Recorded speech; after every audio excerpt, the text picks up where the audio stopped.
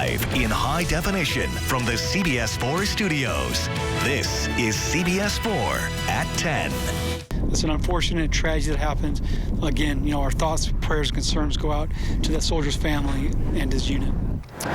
Tonight, there is new information on the Fort Bliss soldier killed during a training exercise. Post leaders say he died after an all-terrain vehicle backed over his cot while he was asleep. Good evening, everyone. I'm Shelton Dotson. And I'm Courtney Shauneman in for Patricia Maese. Fort Bliss officials say Captain Jonathan Wincoop died yesterday during a massive training exercise known as Iron Focus. Tonight, we're learning more about Captain Wincoop and the training exercise where he died. Fort Bliss spokesperson Lieutenant Colonel Peters says the accident happened during a massive training exercise known as Iron Focus. It's an unfortunate tragedy that occurred. Our thoughts and concerns go out to the soldier's family as well as his unit. Officials say 27-year-old Captain Jonathan Wincoop died around 5 a.m. Tuesday when a mine-resistant, ambush-protected, all-terrain vehicle backed over his cot while he was asleep. The environment and the training that we serve here in the military, that is something that you expect that could happen, potentially while you're deployed in a combat environment, but it's something that you want to prevent. Our cameras were already out at Iron Focus, getting a first-hand look at the culmination of a 2-week training course where 6,000 soldiers took part in live fire exercises. It's very important that any type of training that we do, whether you're doing simple training, back on Fort Bliss, or you're coming out with a culminating live fire event like we saw today, we always have safety as our forefront. Fort Bliss officials say Wincoop is from Ohio and arrived at Fort Bliss back in 2011. He deployed to Afghanistan in 2013. Wincoop was a highly decorated soldier. In a statement, Captain Gregory Tomlin says very few leaders in the U.S. Army are capable of matching his work ethic and potential. This tragedy has shorted the Army an excellent officer and a family of a husband and a father. Captain Wincoop is survived by his wife and 3 children. The circumstances and factors surrounding Captain Wincoop's death are currently under investigation. Another Fort Bliss soldier is in serious condition at UMC tonight after crashing his motorcycle.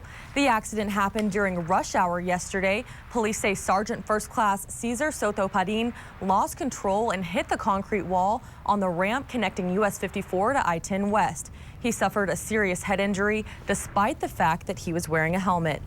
El Paso police have a murder-suicide investigation on their hands tonight. CBS 4 first told you about 2 bodies found inside a Far East El Paso home today during our earlier broadcast. Police have been called out around 12:30 this afternoon to do a welfare check at a house on Sandy Rock Drive. That's near Pebble Hills in Zaragoza. Inside, police found a man and a woman dead. Investigators have not yet released their names. I just got from work and I have 2 little kids. And I saw all the cops and everything, so we never see anything like this. Police say they plan to release more information on this investigation tomorrow. Border Patrol agents in El Paso, Las Cruces, and Deming each arrest a sex offender in the country illegally. The first bust happened March 22nd. That's when Las Cruces agents caught 56-year-old Gilbert Duran at that I-25 checkpoint just north of Las Cruces. He spent 3 years in prison for rape and then was deported. 3 days later, agents at the Paso del Norte Bridge caught 24-year-old Jose Fonseca Escamilla. He has 2 charges of child pornography for him out of Rhode Island. The last guy was caught just yesterday near Columbus, New Mexico. Agents there detained 6 illegal immigrants. Among them was 26-year-old Hugo Escobar Ramirez. He served time for sex crimes involving a child. Customs officers were also busy out at the Santa Teresa port of entry this week. They caught a Juarez man there on Monday trying to cross over with 157 pounds of marijuana stashed in the doors and the quarter panels of his pickup truck. Those drugs have a street value of $125,000. A toy gun sets off a real scare this morning at the Mountain View Medical Plaza in Las Cruces, and a 12-year-old boy is the person who brought it there. Take a look at this gun in this picture that was provided to us by the Las Cruces Sun News. The boy and his mom had just bought it at the mall. Well, it turns out they were using public transportation and their next stop was for a medical appointment. Since the child didn't have a vehicle to leave the gun in, he carried it inside. someone saw it and called police. Police say it's unlikely that charges will be filed. New tonight at 10, National Nurses United files a grievance with Las Palmas after they say several nurses were hit by vehicles in the crosswalk between the employee parking lot and the building. The nurses have to cross that intersection there at El Paso Street and Rim Road to get to and from the hospital. Union representatives say last month a nurse suffered serious injuries and is still unable to return to work. Nurses gathered at the crosswalk today to demonstrate a safety patrol to help nurses make it across that intersection. We would like better lighting, we would like safer crosswalk, we would like cross guards if necessary, and we would like the hospital to cooperate more with us and, try to work out this very serious issue that is a safety issue for us. I mean, it could potentially endanger our lives. What's next? Is another nurse going to get, killed in the crosswalk? Cabrera says National Nurses United is working with the hospital to resolve this issue. A Las Cruces man is in jail after deputies say he kicked in a door at his mother's home and told her she was going to die. Doña Ana Sheriff's deputies say Omar Barrio had been drinking Tuesday before going to his mom's house in Chaparral. She was there with Barrio's 9-year-old daughter. The two hid in the bedroom after Barrio and his mom got into an argument. That's when deputies say he busted through the door and threatened to strangle her. The woman and her granddaughter then ran into the bathroom, locked the door, and called 911. El Paso ISD could have 14 fewer schools. That's if the district chooses to go forward with a recommendation from the Jacobs engineering firm. CBS 4 at 10's Lachey Wesley shows us what's in store for some EPISD schools. El Paso Independent School District's Board of Trustees will be faced with a major decision when they take over for the Board of Managers in May. The elected officials will have the final say over whether or not they want to accept a plan to consolidate, remodel, and even close one school. As we minimize our operational costs and our footprints of our buildings, we hopefully can increase the salaries, decrease class sizes, and have more modern learning environments for our students. The Jacobs report recommends the district close Bassett Middle School, but mostly calls for the consolidation of elementary schools. They recommend the district sells 4 campuses. The majority of EPISD schools are recommended to undergo reconstruction to consolidate and modernize facilities. A lot of times in life we have a trade-off, and the trade-off in this case is we'll have fewer schools, 14 to be exact, in our current plan, but every one of the schools will be modern and up to date. The modernization plan, with everything included, will cost between $200 and $600 million, depending on when work begins. Jacobs had estimated maybe $900 million of bond work, and we're down right now to about $650 million with very conservative numbers at 2020 building cost. If we could get started sooner, we could probably cut that down to, in the 500 millions. Lachey Wesley, CBS 4 at 10. The report estimates the plan will save the district more than $200 million over the next 20 years. It is one of the hardest jobs to fill, workers to handle cases of child abuse. But today, New Mexico Governor Susana Martinez signed a bill to help recruit more people for that job. It will help pay off student debt for eligible caseworkers. El Paso County teaches the community what to do if they think they know a child that is being abused or neglected. The El Paso County Attorney's Office hosted its 5th annual Child Welfare Conference today. The event's keynote speaker is a woman who herself was abused as a child. She was there to teach others about how she overcame that abuse and talk about her journey to get her PhD and become a business owner.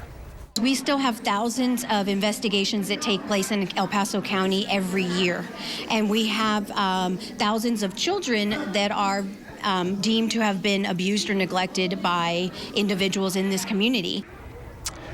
The county also showed El Pasoans the resources it has to prevent future child abuse from happening. States with bans on texting and driving say they are seeing fewer people end up in the hospital because of car crashes. That's according to new research from the Texas A&M Health Science Center.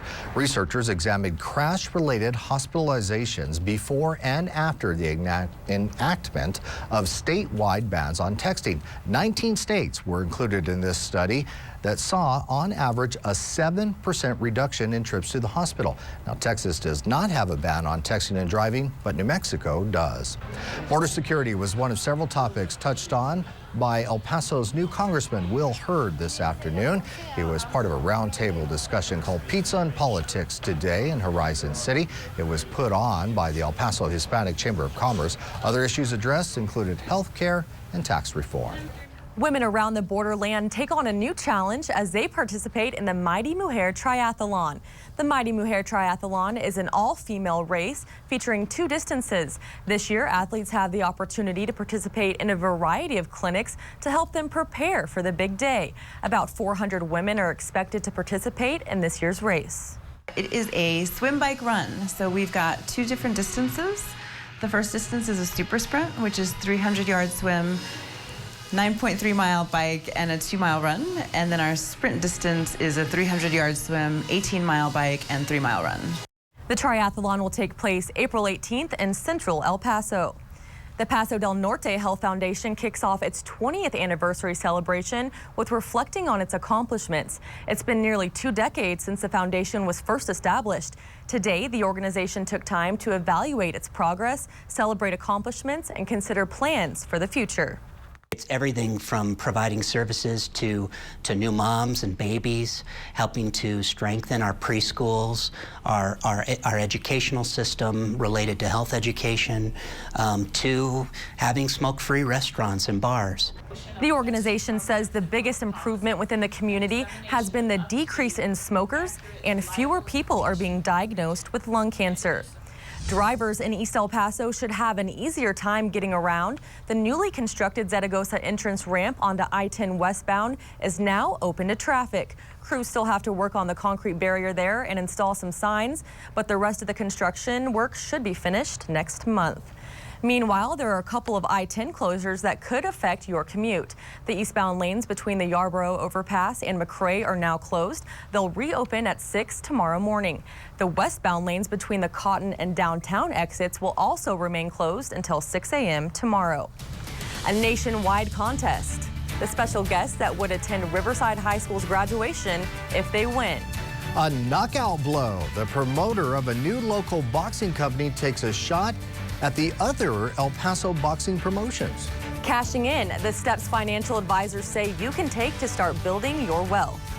Winds will be stronger for tomorrow. The strength of the winds that will put us in high fire danger is coming up on CBS 4 at 10.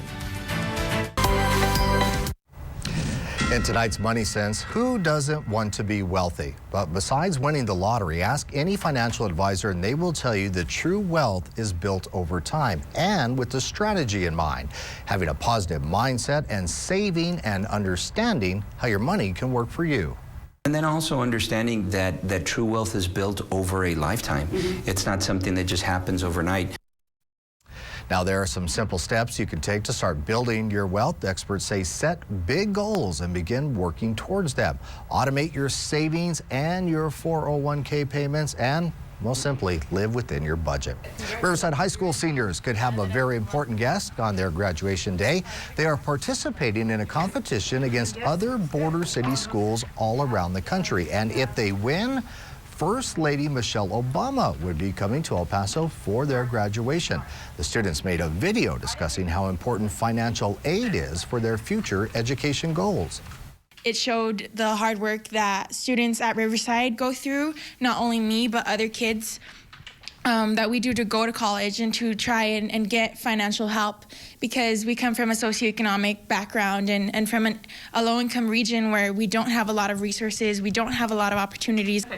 The White House administration will go over all the videos and pick a winner sometime next month. Chico the Chihuahua and other El Paso mascots kick off the city's Earth Month celebration at Cleveland Square Park today. El Paso's expanding the Earth Day celebration to 30 days of eco-friendly events. The city says there are several easy steps you can take to help the Sun City become a more sustainable place to live. Things like recycling and composting, understanding what to put in that blue bin and what goes in the gray bin, but also just little things like turning off the lights in your house or in your office, saving a little bit of water, taking the Brio instead of taking your car, getting on a bike and getting out into our beautiful city. Different city departments will be hosting events throughout the month to teach El Pasoans about the benefits of being eco-friendly. Children at the Reynolds home, a shelter for homeless women and kids, now have a newly polished set of wheels, just in time for Easter. Sheriff's deputies from Clint teamed up to make it all happen. Deputies collected bikes from the community and fundraised for supplies to make them look like new. The bikes were given to the kids Saturday at an egg hunt at the shelter. El Paso residents can now look forward to going out on a Friday night, and they don't have to spend a dime when they get there. Today, El Paso Live announced its plans to start Al Fresco Fridays next week. As folks get out of work, they can enjoy a free concert series in downtown El Paso. Organizers say the event has become so popular, they decided to start the season even earlier this year. We're running an extended season this year, 23 events every Friday night, 6 p.m. free event. We're going to try to incorporate all El Pasoans and our visitors who are here from the United States Bowling Congress. The first Al Fresco Friday concert takes place next Friday, April 10th at the Convention Center Plaza. The concert series will run now through mid-September. You haven't been here long enough to go to one of those yet, have you? Not yet. I'm looking forward to it. You've got to get a Friday night off. It's a lot of fun. Still to come, well, we certainly didn't see this one coming. The person who surprised the audience on the April Fool's edition of The Price is Right. More changes are headed to the borderland. When they'll arrive and what our holiday weekend looks like is next on CBS 4 at 10. Well, I unfortunately didn't make it out of the station long enough to see what the weather was like today. You don't have to tell me. I was sitting right beside you. It looks like Sandra Diaz, both of us missed a really good day to go outside. Will we have a equally good chance tomorrow? Not really. You missed out. Too bad. Actually, you know what, guys? What you missed was the dry, warm day we had. It's a little windy too, so really not a bad day to be indoors. But tomorrow, if you have allergies, tomorrow you may want to be indoors. Temperatures in the 80s, so we rebound quickly as we go through the day, and we'll stay in the 80s into next week. Not bad at all. Thank you very much, Sandra. Now, Lou, this is an incredible story. I feel like it's a hard decision for a coach to make, but kind of tell us what's happening. The NFL, of course, started the whole concussion watch thing. Now you see how it's trickling down at all levels, especially right down the street here in Las Cruces. What Courtney's talking about is how a coach's decision to take a player out of a football game, Little League we're talking about here, may have saved this kid's life. CBS 4 Sports is next. It's Tony Aguilar, and good luck with your new venture, my friend. Hey, NBA news. Remember this guy? That's Simbular, the 7'5" center that played for New Mexico State last year. He's seen here on the CBS Late Late Show about a month ago. Yeah, I'm the biggest guy I've ever seen. ESPN reports he will sign a 10-day contract with the Sacramento Kings this week. Now, if that happens, he'll be the first player of Indian descent to ever play in the NBA. Right now, he's with the Kings developmental squad. And Reno, will you look at the size of that guy? Wow. I've never seen anyone that big in my life. I know. Where's that guy shop? How do you think he'll do?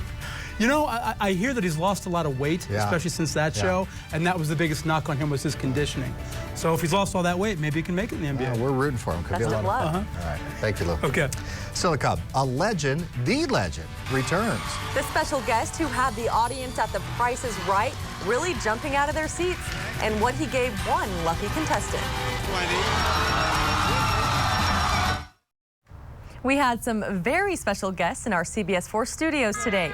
The kindergarten dual language classroom from Ramona Elementary in the Lower Valley was here today, and Chief Meteorologist Sandra Diaz took the kids on a VIP tour of our entire station. They learned about what goes on behind the scenes of the CBS 4 newscast. I work in an area where it's a low socioeconomic area, and I wanted to give my students an opportunity to be able to visit with different professionals in the community, and not only to visit on what they do, but also how technology is used, and just to inspire them to continue going to school. The children got to meet members of our CBS 4 team and were even meteorologists for the day. Sandra, they're after your job. Watch out. Contestants on The Price is Right are caught off guard by a great April Fool's Day prank. And now, here's your host, Drew Carey. Oh, no, it's not. The announcer introduced the current host of The Price is Right, Drew Carey, but that wasn't the person who walked out. Instead, Bob Barker surprised everyone. He's 91 years old, guest host today on The Price is Right. Barker made his homecoming worthwhile, giving away an SUV to one lucky contestant. Oh, that's nice. All right. Fire weather for tomorrow with strong winds expected, warm temperatures. That goes into effect from 12 to 9 o'clock.